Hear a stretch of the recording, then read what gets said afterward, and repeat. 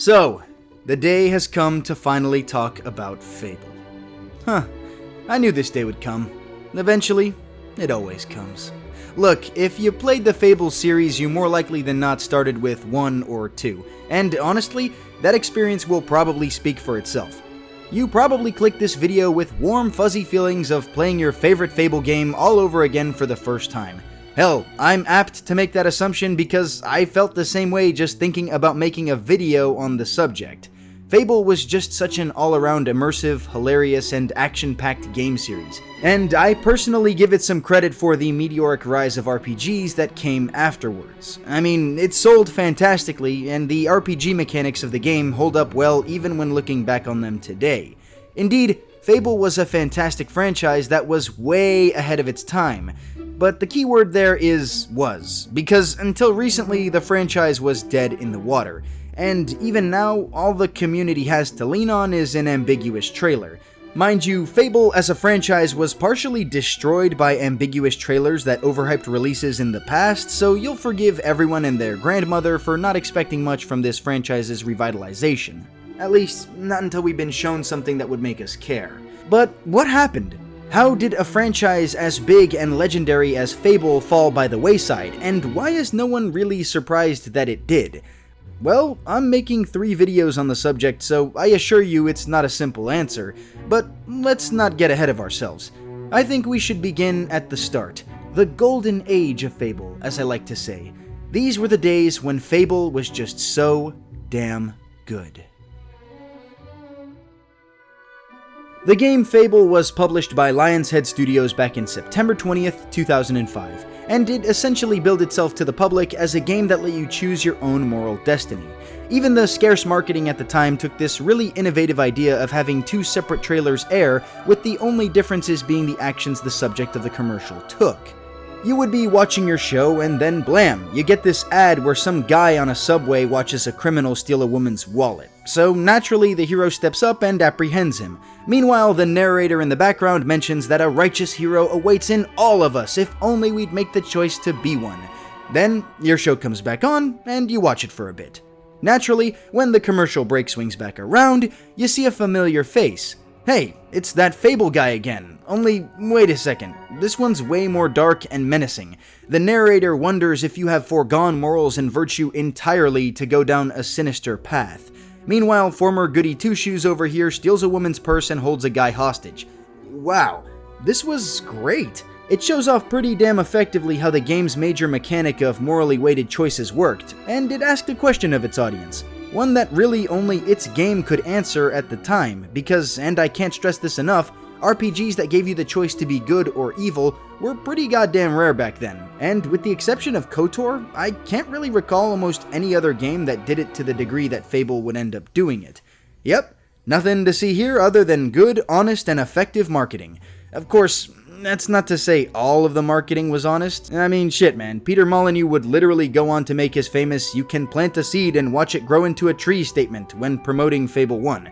This would be the first of many lies and half-truths that were to come, but Fable 1 was spared the negative press from these lies because it was a great game and no one really needed a tree-growing feature as a mechanic of gameplay. On a little bit of a side note, I also think it's worth stating that Peter Molyneux has apologized for the lies told throughout the Fable franchise's lifetime. He's also clarified that anything he said during a press conference was something he had always planned to have in the game at some point. However, I think it's also worth pointing out that he also said he had straight up made stuff up on the spot at times, which seems to directly contradict the previous statement. Either way, I don't think Peter Molyneux is a malicious liar because, for what it's worth, his apologies and candid nature after the fact are more than most developers offer us nowadays, so I still have respect for the guy. Anyways, before I digress too far, because this could really be the topic of its own video, after the marketing for Fable 1 successfully intrigued me, you can bet your sweet ass I went out and got myself a copy for the Xbox. And, as they say, the rest is history. I played Fable for years to come. I still own the game, and I even beat it just for fun right before making this video. Anyone who has shared in a similar experience in the past should count themselves lucky, because rarely can the following be said in a completely non-sarcastic manner, but they really don't make games like this anymore, and they sure as hell don't market them honestly. In my opinion, Fable really had everything an RPG fan could want. The combat was fluid, allowing your hero to strike with impactful attacks that were excellently animated to give the players a sense of both dexterity and strength. The camera controls were effective and easy to use, making the third-person experience nearly seamless and immersive. And the story was a fantastic ride that gave players ample opportunity to make good on the game's marketed promises. Fable provided its players with dozens of choices and moral forks in the road, and it did so in compelling and oftentimes unforeseen ways. But these choices didn't just affect the story's progression, they also affected the player's own physical appearance, their aura, and even their reputation with random NPCs. Indeed, the game focused on providing the player with dozens of choices, both required choices for the sake of plot progression, and optional choices that weren't required but added depth and variety to each distinctive playthrough. If you ask me, an RPG is all about the choices a player has to or gets to make, and let's just say that Fable lets you make a lot of choices. Of course, all of that RPG excellence came wrapped up in a brand new IP of expansive and well-written lore that had never been explored. It had never been used for anything else, and like a golden chick hatching from an ornate egg, it had never until just now seen the light of day. I gotta ham this part up because new IPs are some of the rarest things you can possibly find nowadays. Everyone just wants to rehash old IPs for the sake of a quick buck, and I think it's worth note that Fable pretty much became an instant classic overnight. I think that alone should speak volumes as to its quality. Honestly, that keyword right there really is the defining factor for Fable 1. It was pure, unadulterated quality, and I'd like to take a moment to really gush about that quality so we can have an understanding of where things went wrong for the future of the franchise. So, for starters, I think it's probably a good idea to take a look at the combat, as it's arguably one of the most important factors of any action RPG, much less a third-person action-oriented game like this. So, Fable's combat, like I mentioned before, was rife with powerful and dexterous animations. You would swing your sword from a powerful overhanded position or hammer your foes with spine-shattering blows. The dodging and blocking mechanics were similarly fluid enough to actually be usable, especially if you were playing a skill-based hero. The hitboxes were fair, meaning you could really play around enemy attacks, blocking the untrained strikes of bandits and using audio cues to narrowly dodge the leaping assaults levied by Balverines without actually turning to see them. Those core mechanics of gameplay were rock solid, and they served as a brilliant foundation for the complex combat system that Fable wound up employing. I say this because Fable's combat system wound up having a lot more depth than the simple attacks and animations would offer on the surface. In fact, if I could be so bold, I'd say that the combat system in this game is mostly defined by the different attributes and level-ups a player could acquire throughout the course of a standard playthrough. Strength, skill, and will were the game's core upgrade attributes, and within those categories lie dozens of potential power-ups and brand new skills that wound up making the game incredibly replayable. Since the combat worked so well, players kept coming back for second and third playthroughs, so that they could see what all the various abilities could do at their full power. How could different combinations of abilities, spells, and playstyles affect a distinctive playthrough? There was only one real way to find out. If you wanted to use different powers at their full potential, you'd oftentimes have to start a new file and focus on unlocking those abilities and embracing different types of playstyles. For example, certain spells like Berserk couldn't be maximized unless you were a Master of Evil, and others couldn't be mastered unless you were a Paragon of Good.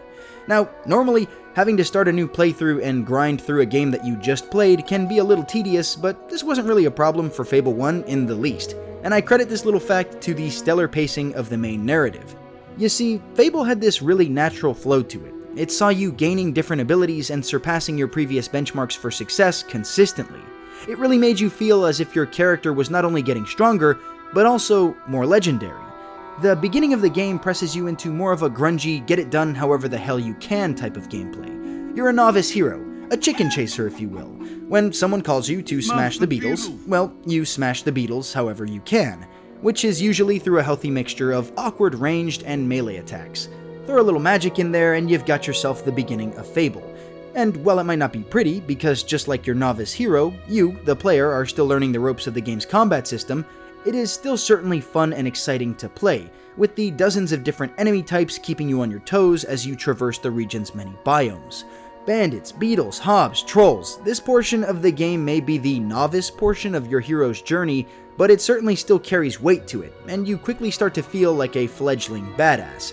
This is in part due to the awesome boss fights that are scattered everywhere throughout the game. For example, your scrawny ass fought things like the Hive Queen, which is a massive man-eating wasp, Twinblade, the burly-sized bandit who seemingly kidnapped and blinded your sister, and of course the legendary White Balverine, which, yeah man, it's a former monster hunter turned massive white werewolf 3 times the size of a regular werewolf. Of course, squaring up with this thing is just gonna be badass. It is after this point where the mid-game truly begins.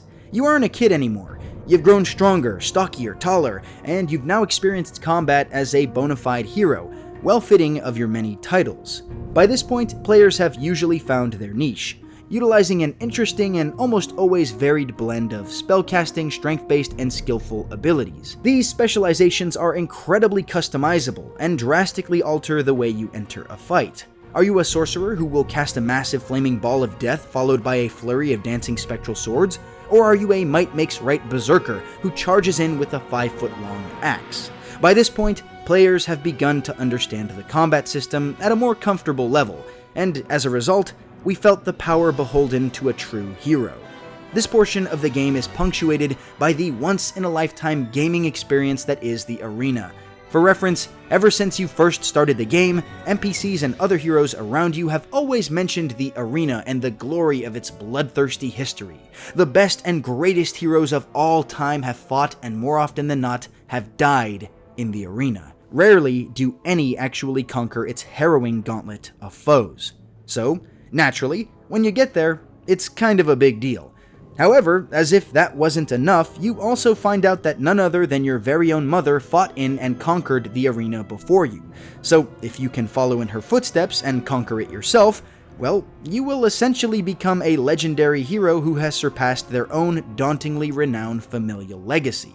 Oh, and not to mention, this is where you meet the main bad guy of the entire game, the terrifyingly titular Jack of Blades. You fight through the arena and each of the waves of monsters all the way up until you literally fight 3 White Balverines at the same time.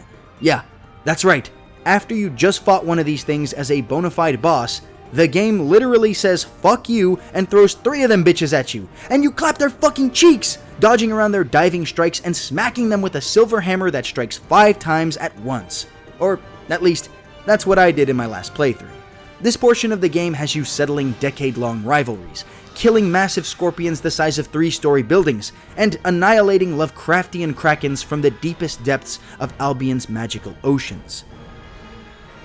Then, finally, by the endgame and postgame, when you have risen through the ranks of hero stardom, conquered all that has been placed before you, and married the baddest bitch in all of Albion, only the Jack of Blades stands before you. By this point in the game, you are, and I cannot stress this enough, one of the most powerful characters in video game history. If you played through all of the side quests, invested in profit-soaring real estate purchases, and explored the contents of the realm's various demon doors, then you had become a god amongst men, walking Albion as the single most powerful entity since William Black, the man who literally created magic. You could cast gigantic, deadly spells, summon the most fearsome creatures known to man, teleport behind your enemies, and bend the laws of reality itself with time-slowing spells and mind-controlling abilities. Fittingly, your character was covered in ancient magical runes, adorned with deadly horns, or crowned with a divine halo, and you could open portals to both heaven and hell by which divine or demonic energies would consume your enemies. You were just that goddamn powerful, and the world made you feel that way too. Did you spend your time crushing beetles and kicking hobs forever? No. You took on bigger threats and more impactful targets. Your own mentor, the legendary hero Maze, who taught you everything you know, turns out he's a traitor who serves your arch nemesis and will stop at nothing to crush you like the very beetles he taught you to smash. Nostro, the legendary warrior, founder of the Guild of Heroes and Undead Archon, you fight and kill him too. Jack of Blades, the primordial conqueror of timeless lineage who commands the very forces of reality on equal par with you. Do I even need to say how outstandingly badass this is? Fable 1 puts you through your paces, and the power ceiling just kept going up and up and up until you literally wind up fighting a half-dragon, half-Jack of Blades satanic monster that would have eaten all of Albion. My point is that playing through the story and building a hero or villain up to this point is insanely gratifying, and with combat this fluid and fun to play, it becomes something truly, truly special. I actually can go out on a limb here and still recommend that you play this game because, like I said before, I did a run through before I made this video series, and shit man, I don't know what to say other than it's still really, really good. I had a couple of friends of mine even comment on the game as I played it. Either they knew it was Fable and marveled at how good it looked even today, or they didn't know what it was and marveled at how cool it looked, only to be blown away when I told them I was playing a game that's almost 2 decades old. And the crazy thing is, I haven't even mentioned any of the truly unique things Fable 1 did. To this point, all we've really talked about is the combat, the pacing, and the way the game excels at making its players feel powerful, which neglects to put a spotlight on the dozens of unique things Fable 1 did and the precedent it would set for the franchise going ahead. But before we break into that can of worms, I want to remind you guys to like, subscribe, and comment on this video. Since I went on an 8-month hiatus to write my comic book and build my website, Mother YouTube has turned her back on me and I wither in her shadow. So please fill in for where her algorithms won't by interacting with and sharing this video. Oh, and if you want to take a look at my comics, Red Hunt or A Song of Stone, you can read them for free by following the link in the description down below. If you like the comics, there's a Kickstarter and Patreon and whatnot, but I've also got a free Discord for those of you who just want to hang out occasionally.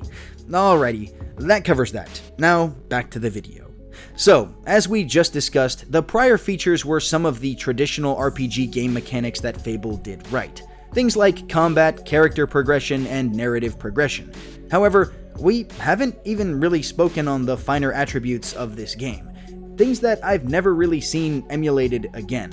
Among other things, I'm of course talking about the emote mechanic of the game and how renown and in-game player actions could cause people to fall in love with you, be disgusted with you, or be in awe of you. In a game with no dialogue options, the player character still wound up feeling like a 3-dimensional character because there was just so much you could do with your own actions. From ripping fat-ass farts in villagers' faces to holding the head of a Balverine up high for others to marvel at. The emote system for this game really was a pretty excellent addition that helped to mitigate the distinct lack of dialogue options.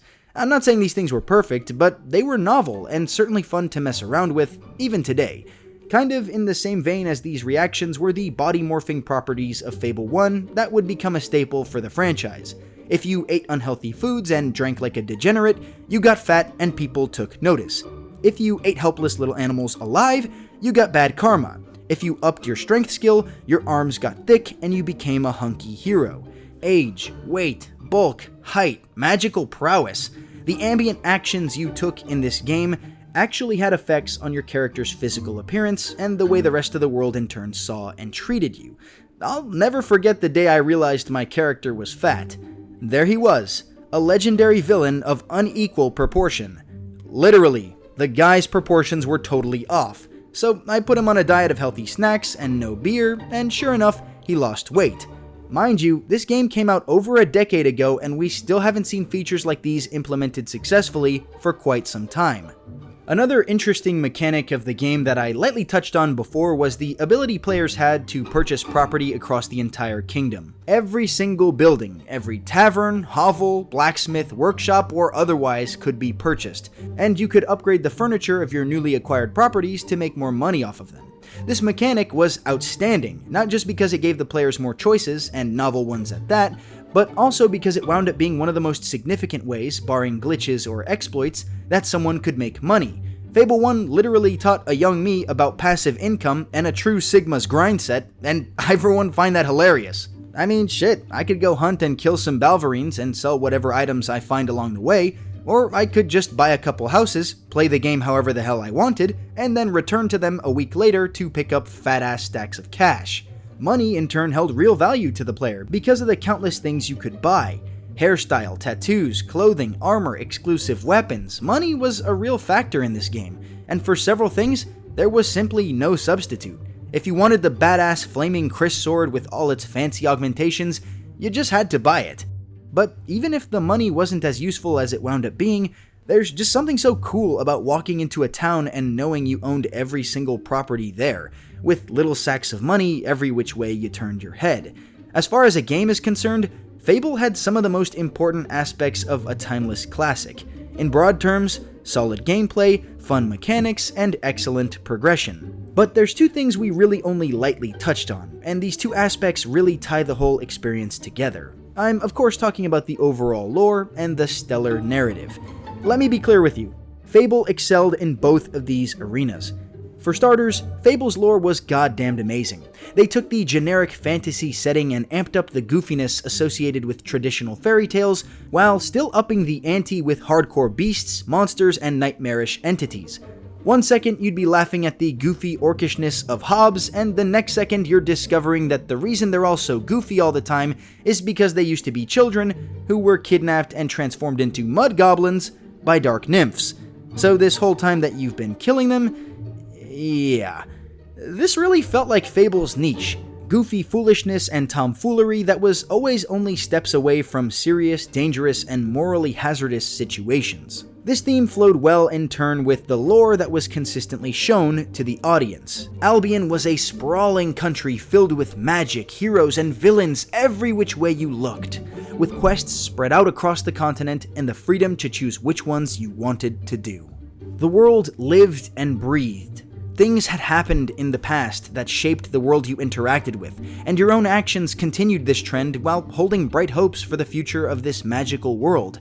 We didn't have the answers to all of our questions, but we were asking questions, and that's a great start.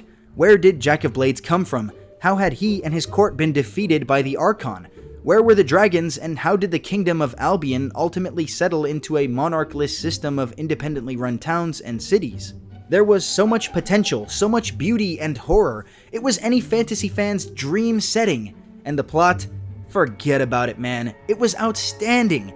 The hero's journey, the grand reveal, the grand betrayal, a total subversion of the player's expectations when they themselves are taken to jail and forced to rot in a cell. Damn! Just talking about Fable's story makes me want to replay this game again, and I've already replayed it upwards of 10 times. I know everything that's going to happen, and yet the game is still so much fun. Fable 1 really just was that good, and I could gush over this game for hours, but I think I made a decent point in favor of this game's legacy, and the impact it had on me and millions of gamers around the world who still long for an experience that's at least somewhat comparable. Fable 1 did such a solid job of establishing this brand new universe and telling a compelling story in it that, in my opinion, it's one of the best introductions to a brand new IP to date. In fact, Fable 1 was so good that it actually became a bit of a problem for Fable 2, but in the spirit of keeping this video positive, I'll save that critique for the next video. What makes Fable 2 so conflicting? And don't think that video is going to be about me trashing Fable 2. I loved that game. Hell, I bought an Xbox One and got Game Pass just to play it again. But the downfall of the entire Fable franchise was almost single-handedly guaranteed by Fable 2. And I know that sounds a little crazy or hard to believe because it was a great game, and by all means seems to be the fan favorite of the trilogy, but if you love the Fable franchise and you sat through this whole video, I can't recommend enough that you at least hear me out. I'm willing to bet you might agree with at least some of what I have to say. With that, this has been so good, and I'll leave you with my constant reminder to go out there, choose your destiny with your own actions, but most importantly, keep on loving good stuff.